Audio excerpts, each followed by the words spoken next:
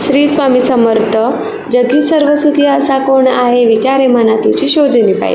तर याच गोष्टीचा मी विचार करते आणि याचा उत्तर तर मला असा भेटला, जो समाधानी आहे तोच तर सुखी आहे. बरोबर की नाही? कमेंटमध्ये नक्की सांगा. तर घरी जाताना तेल घ्यायचं होतं मला, कारण का घरात तेलच नव्हतं. घरात गेल्यानंतर जेवण काय करणार, तर तर प्रश्नच होता माझ्यासाठी. त्यामुळे पहिले मला महत्त्वाचं तेल घ्यायचं होतं.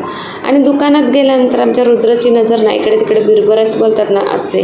का तर त्याला हे बरणी ती बरण्यासारखं दिसतच असते. तर रोजच चाललंय त्याचं. खरं तर त्याला किती सांगते बाहेरचं खायचं नाही, तर त्याचं चालू असते. तर त्याच्यासाठी मी शेंगदाण्याची चिक्की घेतली होती. त्यामुळे त्याला काही खाऊ तर मी घेतलं नाही. फायनली घरी आले आणि वांगं चांगलं भाजून घेतलं.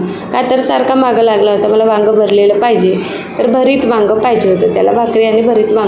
त्यामुळे बाकीची कामं आवरून घेतली. वांगी छान अशी भाजून घेतली, खलबत्त्यामध्ये असं बारीक करून घेतली. आणि खलबत्त्यामध्ये छान बारीक होतात, नक्की ट्राय करा. आणि ज्या पद्धतीने मी तुम्हाला वांग्याचं भरीत दाखवणार आहे ना, त्या पद्धतीने नक्की ट्राय करा आणि खरंच खूप छान लागते. तर पूर्वतयारी जेवण करायच्या अगोदरच करायची, कारण का आपल्याला व्लॉगमध्ये दाखवायचं असतं. आणि त्या जर तसंच आपण दाखवायचा प्रयत्न केला ना, खूप सारा पसारा असतं. त्यामुळे अशी पूर्वतयारी करूनच व्हिडिओ वगैरे बनवायचे, म्हणजे गलिच्छपणा पण दिसत नाही, आपल्याला पण छान वाटतं व्हिडिओ वगैरे बनवायला. तर एखादी टिप्स असते मी शेअर करते, तर ट्राय करू शकता तुम्ही, बरं का. ज्यांना वाटतं त्यांनी ट्राय करा. आणि इथे मग आता मी या पद्धतीने करणार आहे. जिरा फोडणीला दिला, त्याच्यानंतर मग खरडा टाकला आणि जो वांगा मी भाजून घेतलेला तो आता थोडा फ्राय करणार आहे. आणि खरंच खूप छान लागतं, बरं का. ट्राय करा नक्की. एक भाकरी ना 2 भाकरी खाल नक्की. श्वेताताईचा शब्द लक्षात ठेवा, बरं का. तरी कोल्हापूरची चटणी म्हणजे आमच्या इकडली, तर ती पण ट्राय म्हणजे त्यात मी टाकले. आणि त्याच्यात ना थोडंसं मॅगी मसाला पण तुम्ही टाकू शकता, खूप छान लागतं. तर एखाद्या पदार्थात आपण यूज करू शकतो मॅगी मसाला.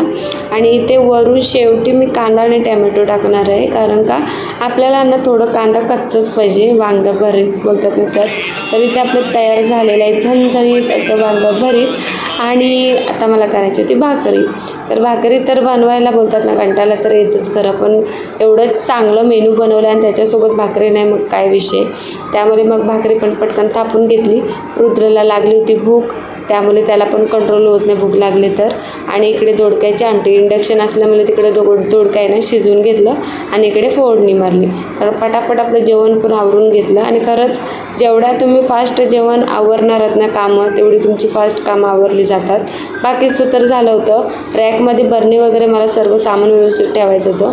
बरणी पुसून ठेवली, ती पण रॅकमध्ये ठेवली. तर अशा प्रकारे माझं किचन दिसते, बरं का, जेवण खाणं झाल्यानंतर. तर चला bye, take care, good night सर्वांना.